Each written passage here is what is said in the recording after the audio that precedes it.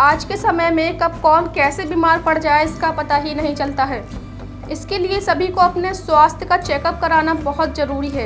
इसकी जानकारी देते हुए मुरादाबाद के वरिष्ठ डॉक्टर मनीष महाजन ने बताया कि हम लोगों को अपने स्वास्थ्य का समय समय पर चेकअप कराते रहना चाहिए। कुछ ऐसे लक्षण हैं, अगर उन पर समय रहते ध्यान कर दिया जाए तो बड़ी बीमारी से बचा जा सकता है।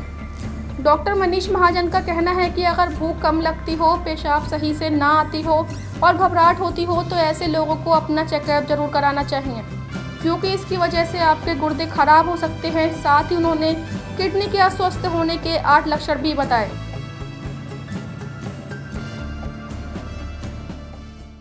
बहुत सारे ऐसे मेरे पास किडनी के मरीज आए हैं जिनको कि बिल्कुल ही नहीं पता रहा कि वो उनको किडनी की दिक्कत हो सकती है।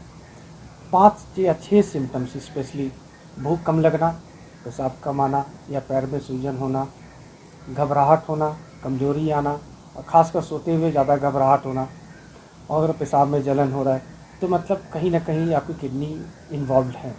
अगर सांस लेने में तकलीफ़ है तो कहीं ना कहीं किडनी आपको इन्वॉल्व है। तो फिर जांचें कराने में उसमें आ जाता है तो क्रेटिनिन बढ़ा हुआ है या यूरिया बढ़ा हुआ है।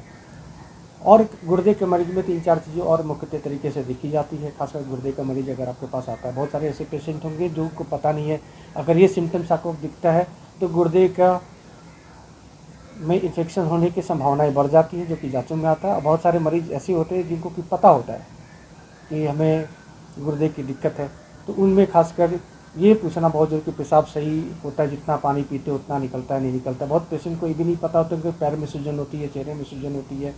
जब वो डॉक्टर के पास आते हैं फिर वो डॉक्टर ने बताता है कि भाई आपके गुर्दे अभी कॉम्प्रोमाइज़्ड हैं, काम नहीं कर पा रहे हैं। अगर आप 1 लीटर पानी पी रहे हो तो 500 लीटर ही निकल रहा है, 500 ml ही निकल रहा है।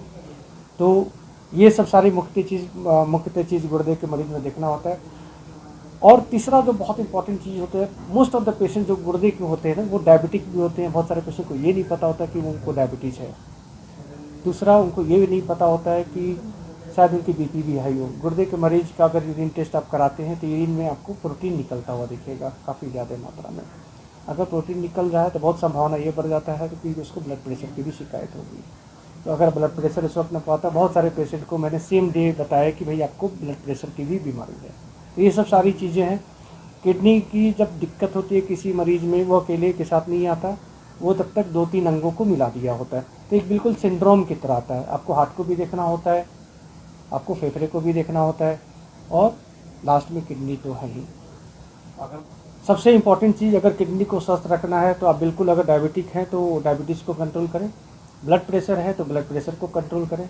अगर ये दोनों चीज़ें अगर आपने कंट्रोल कर ली है तो आप समझ जाए किडनी से 80% जंग आपने जीत ली है। बिल्कुल कंट्रोल रहेगा तो उम्मीद कम है कि गुर्दे में आपको दिक्कत आने की संभावनाएं होती है। इसके बाद किडनी के मरीजों में आपको डाइट का बहुत बड़ा इंपॉर्टेंट रोल है।